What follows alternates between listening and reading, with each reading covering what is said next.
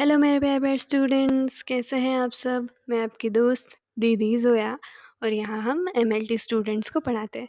तो बेटा देखो, हमारा आज का टॉपिक है आरबीसीज। हमें याद होगा कि हमने प्रीवियस क्लास में क्या पढ़ा था, ब्लड पढ़ा था। ठीक है, ब्लड के कंपोनेंट्स के बारे में हमने पढ़ लिया था, ब्लड के फिजिकल कैरेक्टर्स पढ़ लिए थे और ब्लड के फंक्शंस पढ़ लिए थे। मतलब हमने ओवरऑल ब्लड को जनरल जो बेसिक बेसिक चीज़ें थी वो हमने ब्लड के बारे में पढ़ ली थी। तो चलो हम प्रीवियस इसका हम रिविजन कर लेते थोड़ा-सा, ताकि आपको अच्छे से समझ में आ जाए। ठीक है? चलो।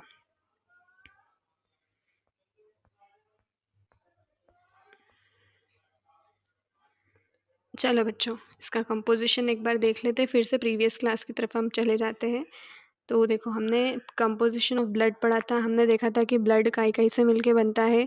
ब्लड जो है वो ब्लड सेल्स, जो कि वो फॉर्म्ड एलिमेंट्स होते हैं, और प्लाज्मा, इससे मिलके हमारा ब्लड बनता है। प्लाज्मा 55% रहता है ब्लड में और 45% ब्लड सेल्स होती है, यानी कि आरबीसी, डब्ल्यूबीसी और प्लेटलेट्स, है ना। और प्लाज्मा में देखो बेटा, ये सारी चीज़ें होती है, वाटर होता है, प्रोटीन होते हैं और सॉल्यूट्स होते हैं। ठीक है, अब प्रोटीन में देखो एल्ब्यूमिन रहेगा, ग्लोब्यूलिन और फिब्रिनोजन। सॉल्यूट्स में गैसेस, आयंस, न्यूट्रिएंट्स, ये सारी चीज़ें।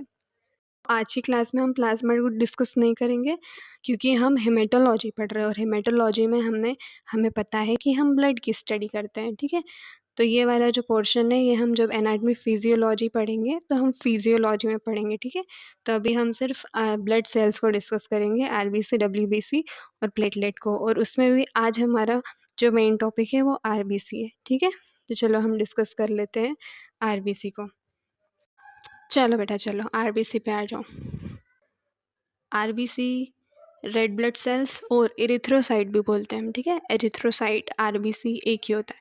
तो चलो इसके डेफिनेशन को देख लेते हैं। RBC are biconcave disc shaped cells in blood that contain hemoglobin and are specialized for oxygen and carbon dioxide transport.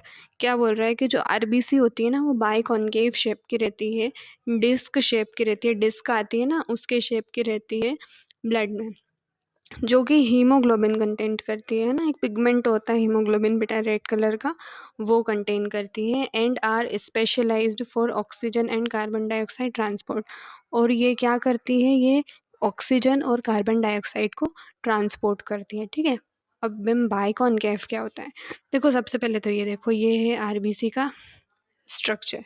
ठीक है, बाइकॉन्केव मतलब हमने देखा है कॉन्केव कैसा शेप का होता है, गुफा जैसे शेप का होता है ना।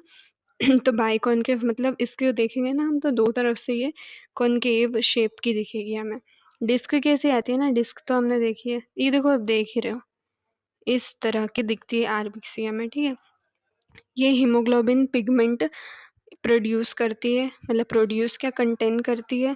इसके अंदर हीमोग्लोबिन का पिगमेंट रहता है, जो कि देखो ये हीमोग्लोबिन कंटेन करती है, जो कि ऑक्सीजन और कार्बन डाइऑक्साइड को कैरी करता है। ठीक है, और उसी की वजह से आरबीसी का कलर रेड होता है, क्योंकि वो पिगमेंट रेड कलर का होता है। हीमोग्लोबिन एक पिगमेंट है। ठीक है बेटा, चलो फिजिकल कैरेक्टरिस्टिक्स पढ़ लेते हैं आरबीसी की, कि वो कैसी दिखती है, उसका कलर कैसा है, उसका साइज कैसा है, नॉर्मल वैल्यूज़ कितनी होती है ना आरबीसी की हमारी बॉडी में, और इसका न्यूक्लियस कैसा होता है। तो चलो पढ़ते हैं। तो आरबीसी का शेप अभी हमने देखा बेटा कि बाइकॉन्केव डिस्क जैसा होता है, जो लार्ज सरफेस एरिया प्रोवाइड करता है गैस एक्सचेंज करने के लिए। ठीक है, अब कलर इसका रेड होता है due to haemoglobin, red colour की होती है ड्यू टू हीमोग्लोबिन। हीमोग्लोबिन का कलर क्योंकि रेड होता है, इसलिए ऑब्वियसली वो रेड कलर की होगी। अब न्यूक्लियस, तो absent in mature RBC in human, ये बहुत इंपॉर्टेंट पॉइंट है, इसको याद रखना कि जो मैच्योर आरबीसी होती है उसमें न्यूक्लियस एब्सेंट होता है और कोई भी सेल ऑर्गेनिल भी नहीं रहता। ठीक है, बेसिकली हमें पता है कि ह्यूमंस की जो सेल होती है वो मल्टी सेल्यूलर होती है, यूकैरियोटिक होती है, न्यूक्लियस होता है उनमें, ऑर्गेनेल्स होते हैं उनमें, है ना। लेकिन आरबीसी ऐसी नहीं है बेटा, आरबीसी में ना ही तो न्यूक्लियस होता है, जो मैच्योर आरबीसी होती है। ठीक है, ना ही तो उसमें न्यूक्लियस होता है और ना ही उसमें सेल ऑर्गेनेल्स रहते हैं। ठीक है, साइज देख लो, तो इसका जो डायमीटर है वो 7.2 से 7.5 माइक्रोमीटर का रहता है, और जो इसकी थिकनेस होती है वो 2.2 माइक्रोमीटर की होती है, ठीक है। अब नॉर्मल वैल्यूज़ देख लेते हैं इसकी। तो देखो इसकी जो नॉर्मल वैल्यूज़ होगी वो मेल्स में कितनी होगी बेटा, मेल्स में 5.5 मिलियंस पर मीटर एमएम क्यूब होगी, ठीक है, मिलीमीटर क्यूब होगी। और फीमेल्स में 4.5 मिलियंस पर एमएम क्यूब होगी, ठीक है। मतलब इतनी इसकी नॉर्मल वैल्यूज़ रहेगी हमारी बॉडी में। अगर इससे कम या ज़्यादा हुई तो कुछ ना कुछ दिक्कत चल रही है हमारी बॉडी में, ठीक है। लाइफ स्पेन देखो, आरबीसी हमारी बॉडी में 120 दिन तक रहती है। जो रेड ब्लड सेल्स होती है ना, उनका लाइफ स्पेन 120 दिन का रहता है। 120 दिन में जो आरबीसी होती है वो मर जाती है ना, मर जाएगी, और उसके बाद हमारी बॉडी नई आरबीसीज बनाती है, ठीक है। तो जो लोग ब्लड डोनेट करने से डरते हैं कि हम अगर ब्लड डोनेट करेंगे तो हमारे अंदर खून की कमी हो जाएगी, तो ऐसा नहीं है। हमारी बॉडी एक बहुत ही स्पेशल तरीके से बनाई है ऊपर वाले ने, ठीक है। तो अगर हम डोनेट भी करते हैं तो वो हमारे लिए ही अच्छा होगा। ब्लड डोनेट करेंगे, जो अगर कोई प्रॉब्लम चल रही है हमारी बॉडी में, है ना, जैसे बहुत से लोगों का ब्लड, वो कोई बोलता है ना कि गाढ़ा हो गया है ब्लड, है ना, हार्ट अटैक वगैरह की प्रॉब्लम वगैरह, ऐसी कुछ चीज़ें चलती हैं। तो अगर हम ब्लड डोनेट करेंगे तो वो चीज़ें मेंटेन होती रहेगी। और वैसे भी आरबीसीज़ तो हर 120 दिन के बाद नहीं बनती ही है, ठीक है। तो ऐसा नहीं होगा कि हमारा तो खून ही कम हो जाएगा, ऐसा नहीं होता बेटा, ब्लड डोनेट करना चाहिए। चलो अब टॉपिक पर आ जाते हैं। चलो बेटा अब इस साइट ऑफ फॉर्मेशन पढ़ लेते हैं कि जो आरबीसी है वो कहाँ बनती है, ठीक है। तो इसको हम क्या बोलते हैं, जो साइट ऑफ फॉर्मेशन होती है वो उस आरबीसी की कहाँ होती है, मतलब आरबीसी कहाँ बन रही है, किस जगह पे बन रही है। और इसे हम, ये देखो पूरा कट ही हो गया है बेचारा, इसको हटा ही देते हैं। इसको हम इरिथ्रोपोइसिस बोलते हैं। इरिथ्रोपोइसिस का मतलब होता है आरबीसीज का फॉर्मेशन। जहाँ पर भी वर्ड आए पोइसिस, है ना, आईसिस आए, आईएस आए, तो समझना फॉर्मेशन हो रहा है किसी चीज़ का, ठीक है। इरिथ्रो मतलब हमें पता है आरबीसीज, और पोइसिस मतलब फॉर्मेशन, ठीक है। तो इरिथ्रोपोइसिस मतलब साइट ऑफ फॉर्मेशन, मतलब इरिथ्रोसाइट्स का आरबीसीज का फॉर्मेशन किस जगह पर हो रहा है, ये हम पढ़ते हैं। तो अभी ये बहुत ही सिंपल और बेसिक, मतलब जो बेसिक बेसिक चीज़ हो रही है इसकी अभी बता रही हूँ, ठीक है। इसकी जो पूरी डिटेल में मैं आपको, एरिथ्रोपोइसिस इम्पोर्टेंट टॉपिक है एक, आपको पढ़ना ज़रूरी है। तो मैं इसके अलग से एक डिटेल्ड में क्लास बनाऊंगी, ठीक है। अभी तो आप ये पढ़ लो।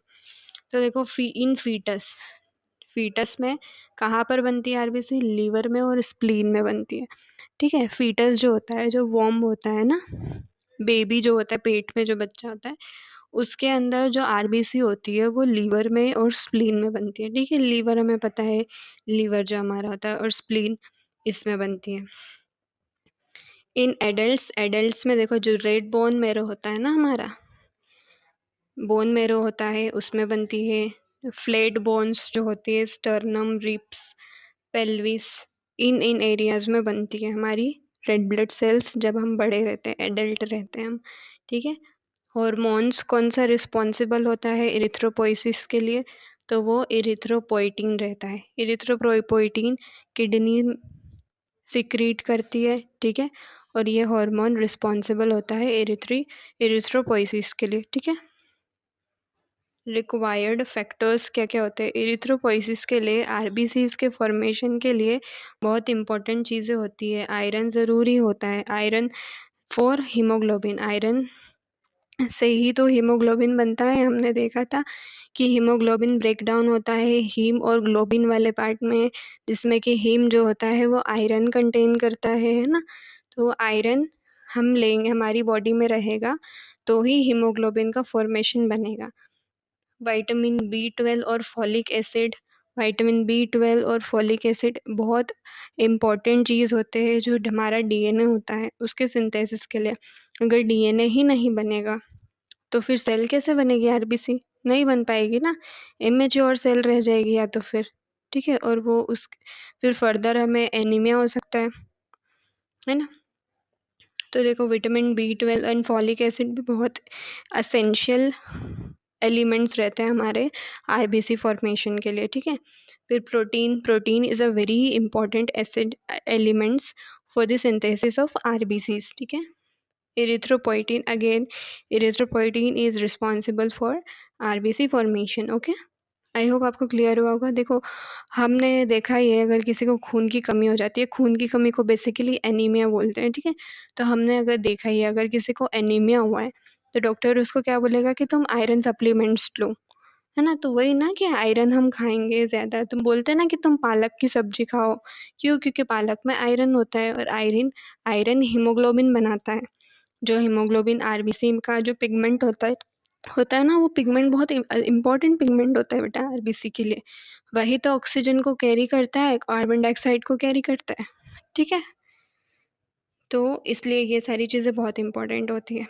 प्रेग्नेंट लेडी को भी देखना, प्रेग्नेंट लेडी रहती है तो उसको डॉक्टर विटामिन B12 और फॉलिक एसिड के सप्लीमेंट्स देता है खाने के लिए, क्योंकि उसी से डीएनए का सिंथेसिस होगा, उसी से बेबी की ग्रोथ होगी, है ना। उसी से ही सिंथेसिस होते हैं सेल्स के, आरबीसी का। अगर वही नहीं लेंगे हम, तो ग्रोथ नहीं हो पाएगी सेल्स की, ठीक है। और इमेच्योर बेबी भी बन सकता है, ठीक है। तो इसलिए ये बहुत इंपॉर्टेंट होता है।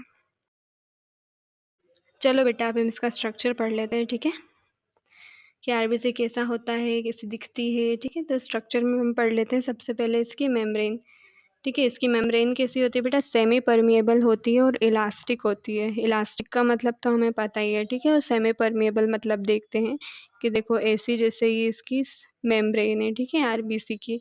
अब ये क्या होता है कि बाहर से कुछ न्यूट्रिएंट्स इसके अंदर भी जा सकते हैं बेटा, और अंदर से कुछ वेस्ट प्रोडक्ट हो जाओ जो इसको ज़रूरत नहीं है, वेस्ट मेटाबॉलिक एक्टिविटी हुई, वेस्ट बना, तो वो वेस्ट ये मेम्ब्रेन के थ्रू बाहर भी, सेल के बाहर भिजवा सकती है। तो जो मेम्ब्रेन ऐसे बाहर की चीज़ अंदर ले सकती है और अंदर की चीज़ बाहर भेज सकती है, ऐसी मेम्ब्रेन को हम सेमी परमिएबल मेम्ब्रेन कहते हैं, ठीक है। अब देखो साइटोप्लाज्म इसका, तो साइटोप्लाज्म कंटेन्स हीमोग्लोबिन। हमने अभी देखा था बेटा, हमने अभी क्या देखा था बेटा, कि जो हमारी आरबीसीज होती है, उन आरबीसीज में कोई न्यूक्लियस नहीं होता, कोई भी सेल ऑर्गेनेल नहीं होता, कुछ नहीं होता बेटा, ठीक है। ये देखो, मैच्योर आरबीसी में ना ही न्यूक्लियस होगा, ना ही ऑर्गेनेल्स होंगे। और ये क्या कंटेन करती है? ये हीमोग्लोबिन ग्लोबिन पिगमेंट को कंटेन करती है, जो इसको रेड कलर प्रोवाइड करवाता है। तो ये आरबीसी का साइटोप्लाज्म हो गया, और ये इसके अंदर ये हीमोग्लोबिन कंटेन करती है, ठीक है। हीमोग्लोबिन रहता है इसके अंदर, जो कि एक पिगमेंट है, ठीक है, जो कि कार्बन डाइऑक्साइड और ऑक्सीजन को कैरी करता है, ठीक है। No mitochondria, energy by anaerobic glycolysis. ये ग्लाइकोलिसिस हम पढ़ेंगे बायोकेमिस्ट्री में, अभी इतना समझ लो कि नो माइटोकॉन्ड्रिया। माइटोकॉन्ड्रिया क्या होता है बेटा? माइटोकॉन्ड्रिया एक ऑर्गेनेल होता है, एक सेल ऑर्गेनेल होता है, जो कि हमारे सेल को क्या करता है? एनर्जी प्रोवाइड कराता है। तो मैम, अब हमने पढ़ा कि आरबीसी है, आरबीसी में तो कोई भी सेल ऑर्गेनेल रहता ही नहीं है, मतलब इसमें तो माइटोकॉन्ड्रिया भी नहीं होगा, तो फिर सेल को एनर्जी कैसे मिलेगी? तो बेटा, सेल को एनर्जी, जो आरबीसी है हमारी, उसके सेल को एनर्जी एनारोबिक ग्लाइकोलिसिस से मिलती है, ठीक है। इसमें माइटोकॉन्ड्रिया प्रेजेंट नहीं रहता है, ठीक है। चलो, हमने आरबीसी देखा, अब हम इसके पिगमेंट के बारे में भी थोड़ा सा पढ़ लेते हैं, ठीक है। तो देखो, हीमोग्लोबिन इसका पिगमेंट है। हीमोग्लोबिन क्या क्या कंटेन करता है? तो देखो, हीमोग्लोबिन हीम और ग्लोबिन कंटेन करता है। हीम मतलब क्या होता है? हीम मतलब आयरन, और पोरफायरिन रिंग, ये दोनों मिलके हिम बनाती है, और ये ग्लोबिन एक प्रोटीन होता है, ठीक है बेटा। तो देखो, कंपोजिशन इसका देखो, तो haem iron containing, iron part होता है इसमें, ग्लोबिन एक प्रोटीन होता है। चलो, नॉर्मल वैल्यूज़ देख लेते हैं अब हम इसकी, कितनी अमाउंट में हीमोग्लोबिन हमारी बॉडी में रहता है, ठीक है। नॉर्मली कितने अमाउंट में हीमोग्लोबिन हमारी बॉडी में रहना चाहिए, मेल्स और फीमेल्स में, ये हम देख लेते हैं। तो देखो बेटा, मेल्स में जो है वो 13 से 18 ग्राम पर डीएल हीमोग्लोबिन नॉर्मली रहता है, और फीमेल्स में 12 से 16 ग्राम पर डेसीलीटर हीमोग्लोबिन नॉर्मली रहता है। इससे ज़्यादा तो वैसे होता नहीं है, इससे कम ही होता है। तो अगर इससे कम होता है तो हमें एनीमिया हो सकता है बेटा, खून की कमी हो सकती है, जिसकी वजह से हमें थकान, चक्कर, है ना, ये सारी चीज़ें होती हैं, कमज़ोरी महसूस होती है, ठीक है बेटा। अब इसके फंक्शंस देख लेते हैं अपन हीमोग्लोबिन के, कि हीमोग्लोबिन एक्चुअली में क्या करता है। तो चलो फंक्शंस देख लो इसके। Carries O2 oxy haemoglobin, carries CO2 carbamino haemoglobin. देखो जो हमारा हीमोग्लोबिन होता है वो ऑक्सीजन से बाइंड करके क्या बनाता है, ऑक्सी हीमोग्लोबिन, और कार्बन डाइऑक्साइड से बाइंड करके कार्बेमिनो हीमोग्लोबिन बनाता है। और इसका फंक्शंस भी यही रहता है कि ये इन गैसेस को कैरीज करता है अपने साथ, ठीक है। ऑक्सीजन को भी कैरी करता है और CO2 को भी कैरी करता है। ये ऑक्सीजन लेकर जाता है और ब्लड सेल्स और टिश्यूज़ के पास लेके जाता है ऑक्सीजन, और सेल्स और टिश्यूज़ से CO2 लेकर आता है, ठीक है। ये हीमोग्लोबिन का ये फंक्शन होता है। आई होप क्लियर हुआ होगा आपको, ठीक है। चलो बेटा आप फंक्शंस पढ़ लेते हैं आरबीसी के, कि आरबीसी क्या करता है, आरबीसी का फंक्शंस क्या है, ठीक है। तो transport O2 from lungs to tissue, transport CO2 from tissues to lungs. अभी हमने पढ़ा कि जो हीमोग्लोबिन होता है, जो पिगमेंट आरबीसीज का, वो ऑक्सीजन और कार्बन डाइऑक्साइड के साथ बाइंड करके और वो फिर बॉडी में कैरी करता है ऑक्सीजन और कार्बन डाइऑक्साइड को, ठीक है। तो वो क्या करता है कि जो ऑक्सीजनेटेड ब्लड होता है, ठीक है, आरबीसी क्या करती है कि O2 को ट्रांसपोर्ट करती है लंग्स से लेकर टिश्यू में, जो हमारा ऑक्सीजन होता है। ऑब्वियसली हमारी सेल्स को सरवाइव करने के लिए ऑक्सीजन की ज़रूरत रहती है ना।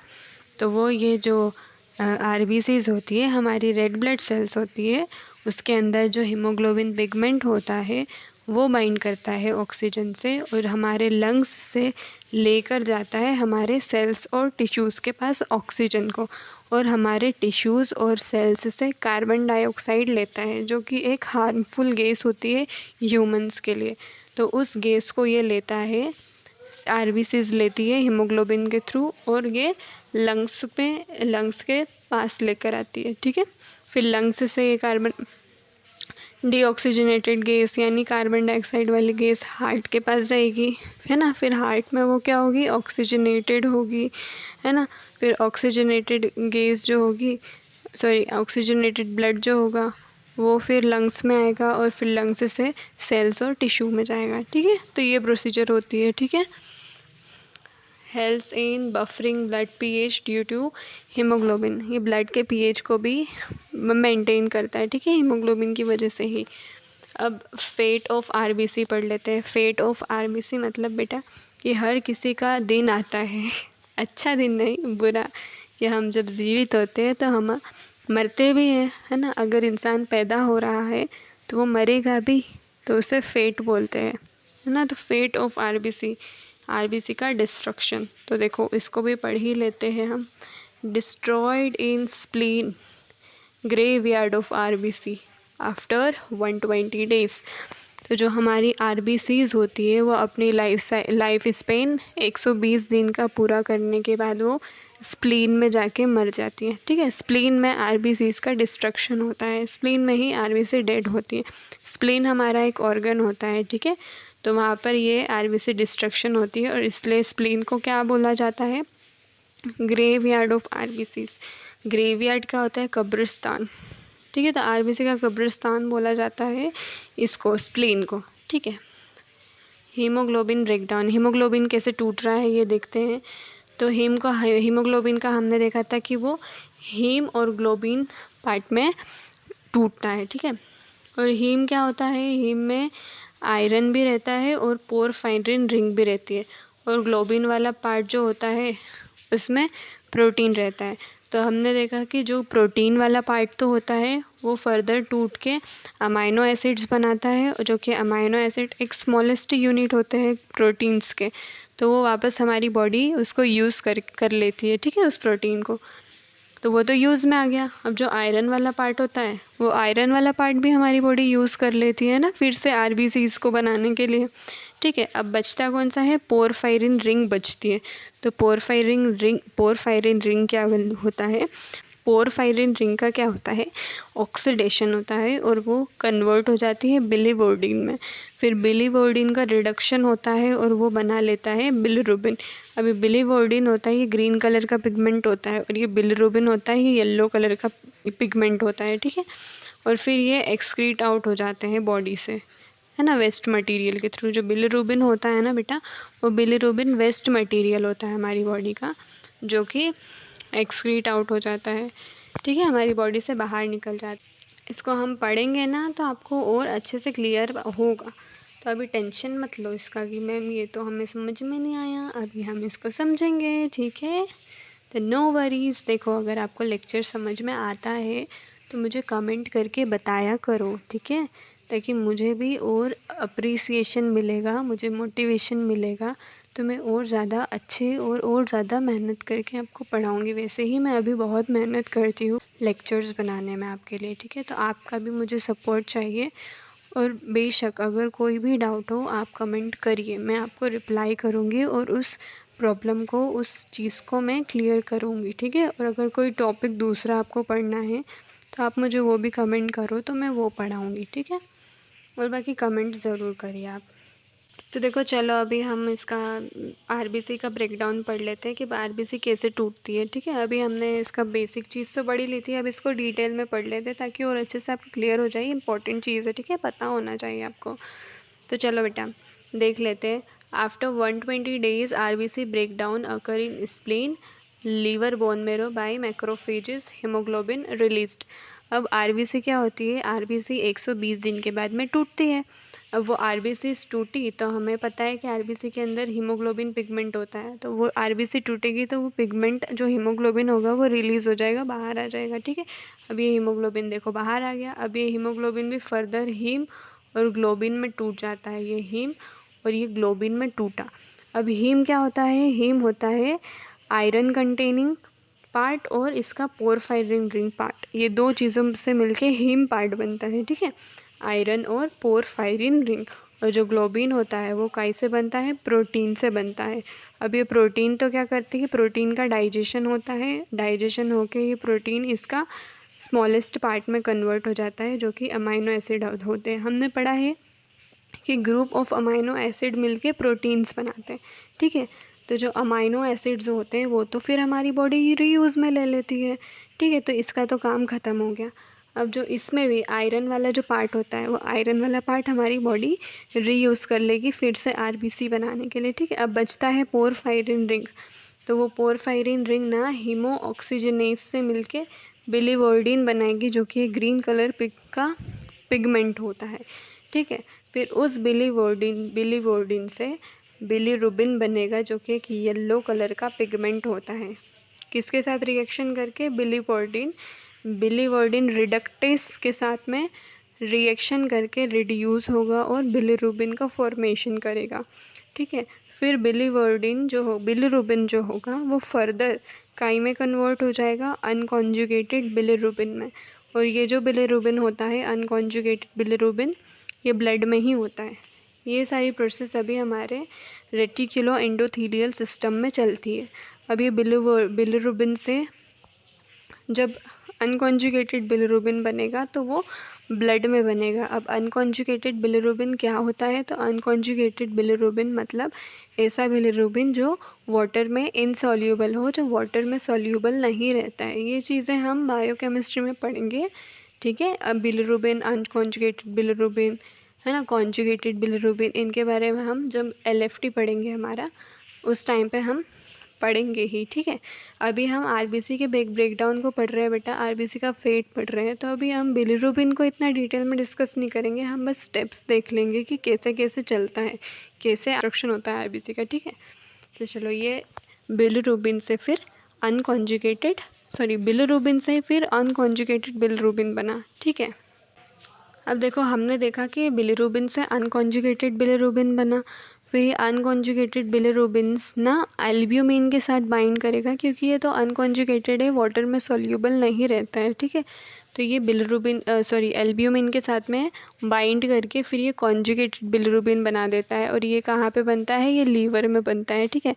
इन liver conjugated bilirubin excrete with bile into gallbladder via hepatic duct। अब क्या होता है कि कॉन्जुगेटेड बिलिरुबिन हमारा कहाँ बनता है, लीवर में बनता है, और लीवर में बाइल भी होते हैं। तो ये जो कॉन्जुगेटेड बिलिरुबिन होगा ये बाइल के साथ मिलके एक्सक्रीट आउट होगा और कहाँ जाएगा, गॉल ब्लैडर में। ठीक है, गॉल ब्लैडर में जाएगा, फिर गॉल ब्लैडर से ये स्मॉल इंटेस्टाइन में जाएगा, फिर स्मॉल इंटेस्टाइन से लार्ज इंटेस्टाइन में जाएगा। अब लार्ज इंटेस्टाइन में बेटा कुछ माइक्रोब्स होते हैं, बैक्टीरियाज प्रेजेंट होते हैं। ठीक है, तो वो बैक्टीरियाज क्या करेंगे, इस कॉन्जुगेटेड बिलिरुबिन को खाएंगे और यूरोबिलिनोजन बना देंगे। ठीक है, यूरोबिलिनोजन बनाया। अब ये यूरोबिलिनोजन का क्या होगा कि कुछ पार्ट तो इसका रीएब्जॉर्ब हो जाएगा। ठीक है, किडनीज में जाएगा ये, और वहाँ पर कुछ इसका 10% जो पार्ट होगा वो रीएब्जॉर्ब हो जाएगा यूरोबिलिन के फॉर्म में। ठीक है, और 90% स्टर्कोबिलिन में ये कन्वर्ट हो जाएगा, और फिर ये फीसेस के थ्रू एक्सक्रीट आउट हो जाएगा, स्टूल के थ्रू एक्सक्रीट आउट हो जाएगा। इसलिए जो स्टूल होती है हमारी उसका ब्राउन कलर होता है ना, ये स्टर्कोबिलिन की वजह से होता है। ठीक है, ब्राउन कलर। और जो यूरिन में जो 10% एक्सक्रीट आउट होगा उसका कलर येलो रहेगा। तो ये जो यूरोबिलिन है ना, उसके वजह से ही हमारे यूरिन का कलर येलो होता है। ओके, तो चलो बेटा अब हम एबनॉर्मल कंडीशंस देख लेते हैं कि अगर हमारी बॉडी में आरबीसीज बढ़ रही है या कम हो रही है तो क्या कंडीशंस हो सकती है ना, किस कंडीशन में होगी। तो देखो, जब आरबीसी अगर कम हो रही है तो हमें एनीमिया होगा। ठीक है, decreased RBC count of haemoglobin. ठीक है, आरबीसीज काउंट कम हो जाएगा तो क्या होगा, हमें एनीमिया होगा। एनीमिया मतलब होता है आरबीसीज की कमी होना, आरबीसी का कमी होना। हम बोलते हैं ना खून की कमी हो गई, तो बेटा आरबीसी की कमी से हमें एनीमिया होता है। ठीक है, पॉलीसाइथीमिया, पॉलीसाइथीमिया मतलब आरबीसीज का बढ़ना। पॉली मतलब क्या होता है, बहुत ज़्यादा, मल्टीपल, और साइथीमिया मतलब ब्लड से, ईमिया जब भी आए समझ जाना ब्लड है। ठीक है, तो इस कंडीशन में क्या होगा, हमारी आरबीसीज बहुत ज़्यादा बढ़ जाएंगी। सिकल सेल अनीमिया, तो सिकल सेल अनीमिया में क्या होता है, एबनॉर्मल हीमोग्लोबिन शेप। देखो क्या होता है इसमें बेसिकली कि जो नॉर्मल हमारी आरबीसीज होती है उसका शेप कैसा होता है, डिस्क शेप होता है ना, बाइकॉनकेव शेप होता है। अब इस कंडीशन, जो सिकल सेल एनीमिया की कंडीशन में ना, हमारी जो आरबीसीज होगी वो मुझे बनाते नहीं आ रहा, मेरी जो है ड्राइंग है ना बहुत गंदी सी है। देखो एसी और एसी कुछ हो जाएगी। हमारी आरबीसी नॉर्मली ऐसे रहती है डिस्क शेप की, लेकिन जब सिकल सेल एनीमिया होगा तो वो कुछ ऐसी हो जाएगी। ठीक है, मतलब ऐसी हो जाएगी तो ऑब्वियसली हमारी फिर बॉडी में दिक्कत होगी, एनीमिया होगा, ब्लड की कमी होगी, है ना, और भी दूसरी भी दिक्कतें हो जाएंगी। तो कुछ हमारी जो बीटा ग्लोबिन चेन होती है उसमें कुछ वेरिएशंस हो जाते हैं जिसकी वजह से जो हीमोग्लोबिन होता है वो चेंज हो जाता है। ठीक है, H B, basically haemoglobin normal कौन सा होता है, एच बी ए होता है। ठीक है, एच बी ए टू होता है, लेकिन जो सिकल सेल एनीमिया की कंडीशन में वो एच बी एस हो जाता है। ठीक है, वेरिएशन हो जाता है उसमें, म्यूटेशन हो जाता है। इस वजह से हमारी जो सेल होती है आरबीसी उसका शेप भी मून जैसा, हाफ मून होता है ना, क्रेसेंट शेप, वैसी बन जाता है। ठीक है, तो आई होप आपको ये लेक्चर समझ में आया होगा, और अगर कोई डाउट हो तो आप मुझे कमेंट में बताइए फिर से। ठीक है, और वीडियो अगर पसंद आए तो लाइक करना, कमेंट करना, शेयर करना और सब्सक्राइब करना बिल्कुल मत भूलिएगा। ठीक है, ओके बाय।